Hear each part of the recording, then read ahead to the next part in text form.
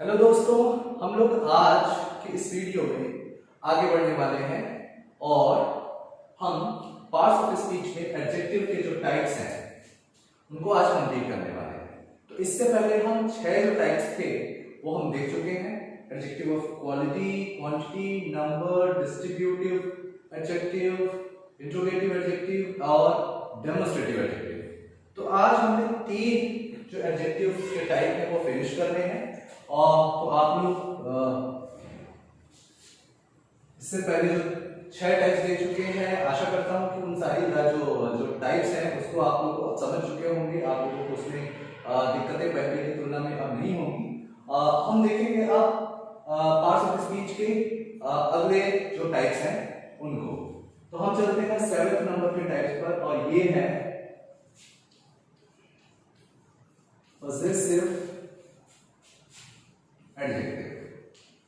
तो गाइस, जैसे मैं ये नाम ले रहा हूँ पॉसेसिव एडजेक्टिव, आप लोगों को वो पर्सनल प्रोनाउन याद आ जाना चाहिए जहां पर मैंने टेबल में यह समझाया था कि पर्सनल प्रोनाउंस जब एक सेंटेंस में इस्तेमाल होता है तो वो किन किन रूपों में इस्तेमाल होता है।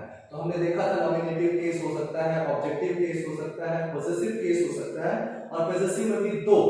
तो एक होता है पॉसेसिव प्रोनाउन जो कि हम प्रोनाउन में पहले ही पढ़ चुके हैं, और ये जो अगला है पॉसेसिव एडजेक्टिव, ये वही है। तो गाइस, हमने वो सेंटेंसेस हमें याद होंगे, है ना। तो ये पॉसेसिव एडजेक्टिव होते क्या है कि अधिकार दिखाने वाले एडजेक्टिव, है ना। ऐसे एडजेक्टिव्स हैं, ऐसे वर्ड्स जो किसी पर अधिकार दिखाते हैं, ठीक है। तो ये एडजेक्टिव्स पॉसेसिव एडजेक्टिव्स कहलाते हैं। इनको हम सेंटेंस से समझने की कोशिश करते हैं। जैसे he is my brother, she is her cousin.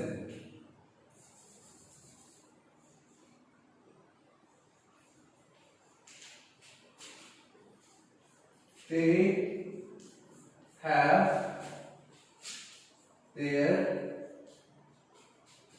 cars.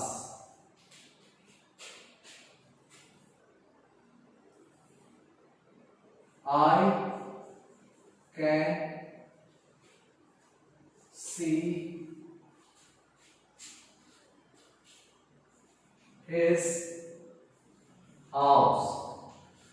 So guys, in 4 sentences में हम देखने की कोशिश करते हैं।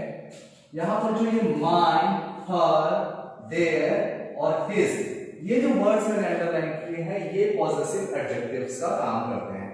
क्योंकि सबसे पहली बात तो जैसा कि हम लोग पैटर्न जो समझते आ रहे हैं उसको समझते हैं कि इनके ठीक पहले कोई ना कोई पहला कंडीशन तो ये है कि नाउन है, और चूंकि ये नाउन के ठीक पहले इस्तेमाल हो रहे हैं, ये एक तरीके से इनकी विशेषता बताने का काम कर रहा है। जब हम इनको ट्रांसलेट करते हैं और इनका मीनिंग समझते हैं, अर्थ समझते हैं, तो हमको यह स्पष्ट दिखता है। जैसे ही इज माय ब्रदर, तो वह भाई है।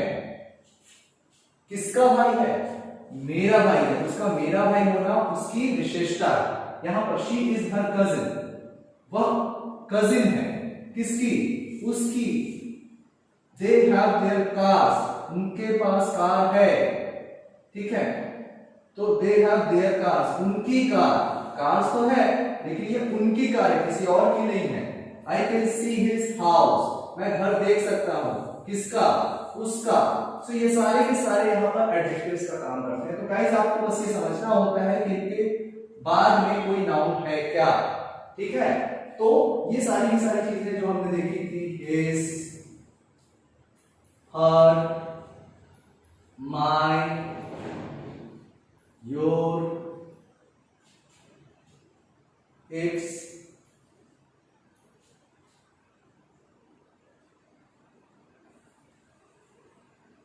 आवर, देयर, तो ये सारे के सारे जो वर्ड्स है 1 2 3 4 5 6 और 7, तो ये 7 जो वर्ड्स हैं यहाँ पर, ये पॉसेसिव एडजेक्टिव्स के तौर पर काम होते हैं और ये हमेशा अकेले नहीं जाते, इनके बाद कोई ना कोई नाउन होता ही है। और जब ये अकेले जाते हैं, जैसे he is,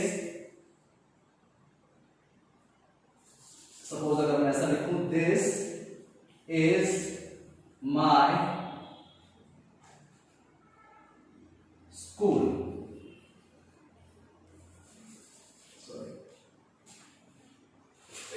you can write it from here. This is my school. तो यहां पर ये my जो है पॉजेसिव एडजेक्टिव का काम करेगा, लेकिन अगर इसको हम अलग फॉर्म में लिखना चाहें, अगर इस पॉजेसिव एडजेक्टिव फॉर्म को अगर हटाकर कुछ और देखना चाहें तो सीधा हमारे पास वो पॉजेसिव प्रोनाउन वाला फॉर्म आता है जो ये कन्वर्ट हो सकता है। तो ये ऐसे कन्वर्ट हो जाता है, दिस स्कूल इज माइन। और अब यहां पर देख सकते हैं इसके आगे कोई नाउन नहीं है, इसलिए यहां पर ये प्रोनाउन का इटसेल्फ काम कर रहा है। ठीक है, तो हम पॉजेसिव प्रोनाउन और एडजेक्टिव को एक दूसरे में चेंज कर सकते हैं। ठीक है, तो इस तरीके से ये काम करता है। तो गाइस आप लोगों को समझ में आया होगा ये 7 टाइप्स ऑफ पॉजेसिव एडजेक्टिव आप लोग यहां पर देख पा रहे हैं, जो कि बहुत सिंपल है। ठीक है, अब हम अगले टाइप पर चलेंगे जो कि थोड़ा सा यूनिक है और ये आपको थोड़ा सा नाउन की तरफ ले जाएगा। तो अगला जो टाइप है एडजेक्टिव का वो है इट, और ये है प्रॉपर एडजेक्टिव। अगला जो टाइप है एडजेक्टिव का वो है प्रॉपर एडजेक्टिव। तो प्रॉपर एडजेक्टिव आप लोगों को प्रॉपर नाउन समझ में आया होगा, याद आया होगा। प्रॉपर नाउन हम किन्हें कहते थे कि ऐसे नाउन्स, कॉमन नाउन्स के जो विशेष नाम दिए जाते हैं तो उनको हम प्रॉपर नाउन कह रहे थे, है ना। तो ज्यादातर केसेस में ये प्रॉपर नाउन के ही बदले हुए रूप होते हैं, मतलब ये जो एडजेक्टिव है प्रॉपर नाउन्स के से ही बने होते हैं। तो इसको हम कुछ एग्जांपल से देखते हैं, जैसे he is Indian,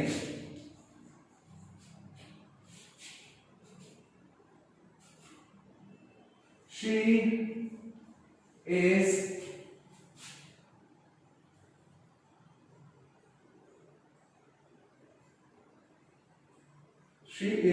a Chinese citizen.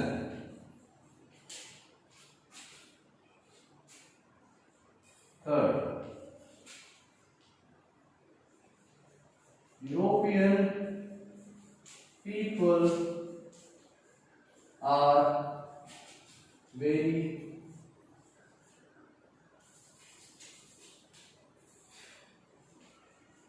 Experimented.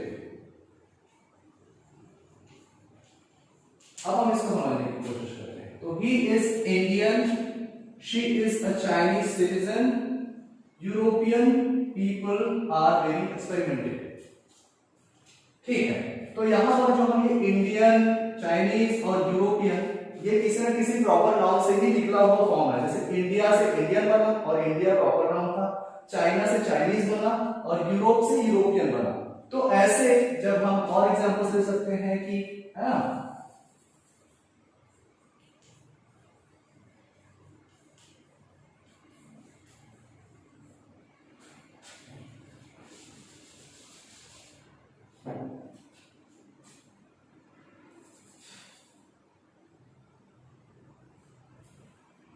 he is a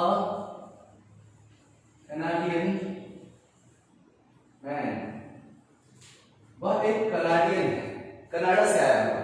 ठीक है, यहां पर ये कनाडियन है। तो इस तरीके के एग्जांपल्स जो हम देखें तो ये प्रॉपर एडजेक्टिव्स कहलाते हैं गाइस, है ना। और फिर से इन्हें हम देखना चाहें तो ये हमेशा फिर से वही किसी न किसी नाउन्स की, है ना भाई, ये क्या कर रहे हैं, विशेषता बता रहे हैं। और चूंकि उनका वो प्रॉपर नाउन से मिलकर बने हैं इसलिए प्रॉपर एडजेक्टिव ये कहलाएंगे। ठीक है, जैसे अगर इसको हम लिखना चाहें तो, है ना, we are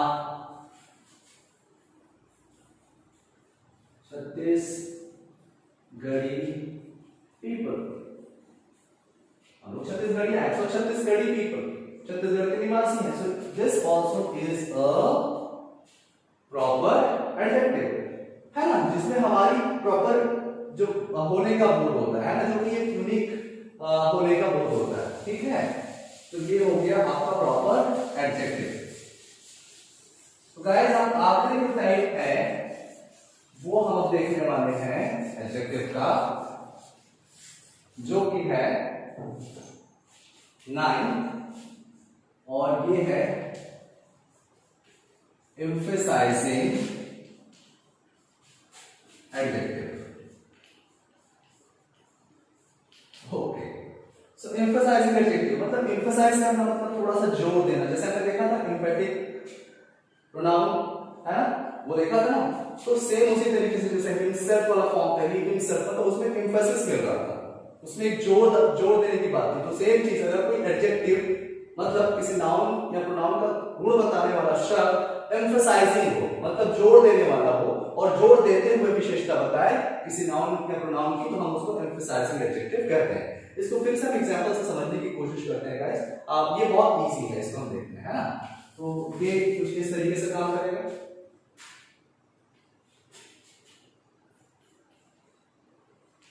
This is the same book I wanted to purchase. Yes, so this is the first sentence. No.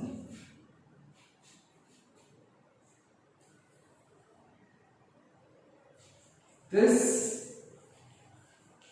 very reason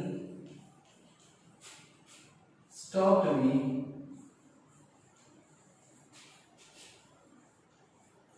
from doing that work.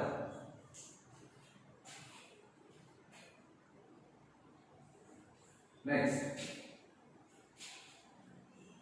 this was my own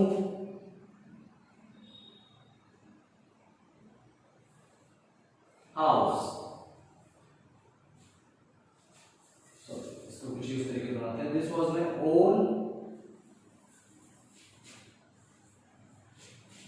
decision to be here. अब guys ये sentences हम पढ़ते हैं। This is the same book I wanted to purchase. अब यहां पर एक जोर, वही बुक, यही book, the very reason stopped me, this very reason stopped me from doing that work. इसी कारण ने मुझे रोक करने से वो काम रोक दिया। या फिर this was my own decision, क्या मेरा ही निर्णय था यहां रहने का। तो यहां पर ये जो सेम, वेरी और ओन, ये जो वर्ड्स हैं ये यहां पर एम्फसाइजिंग एडजेक्टिव का काम कर रहे हैं। सबसे पहले तो ये इनके ठीक पहले नाउन्स हैं, फिर से ये नाउन्स हैं और चूंकि ये नाउन्स हैं इनके सामने रखा हुआ है इसलिए ये विशेषता बता रहा है और दूसरा जोर दे रहा है इसलिए ये एम्फसाइजिंग एडजेक्टिव हुआ कि यही book, this is the same book, ये वही बुक है, यही बुक मैं भी खरीदना चाहता था, है ना। सेम बुक मैं भी खरीदना चाहता था, है ना। यही वो कारण है जिसने मुझे यह काम करने से रोक दिया, यही कारण, है ना। This was my own decision, ये मेरा ही डिसीजन था, मेरा ही निर्णय था। तो इस तरीके से हम एम्फसाइजिंग एडजेक्टिव्स को समझ सकते हैं गाइस। तो जब कभी भी हम इन शब्दों का इस्तेमाल करते हैं जोर देने के लिए, है ना, तो हम इसे एम्फसाइजिंग एडजेक्टिव कहते हैं। और क्योंकि ये इस नाउन की विशेषता बता रहा है ना, कि कोई बुक और नहीं, यही बुक, यही बुक, है ना, किसी और कारण नहीं, इसी कारण है, ठीक है। तो किसी और के निर्णय में नहीं, मेरे ही निर्णय है। तो ये जोर भी है और इनकी विशेषता भी है, इसलिए हम इसे एम्फसाइजिंग एडजेक्टिव कहते हैं। तो गाइस ये सारी चीजें आपके पास है, आप इसमें थोड़ी सी मेहनत करिए, सारी की सारी वीडियोस देखिए और उसमें अगर कुछ और आपको कमी लगे तो आप प्लीज कमेंट करिए, हम देखेंगे उसमें हम क्या कर सकते हैं। गाइस प्लीज ये सारी जो कंटेंट्स हैं वो आप लोगों की हेल्प के लिए है, आप लोगों के ही लिए हैं, तो आप प्लीज इसका ज्यादा से ज्यादा इस्तेमाल करिए और इसे फैलाएं। Thank you very much.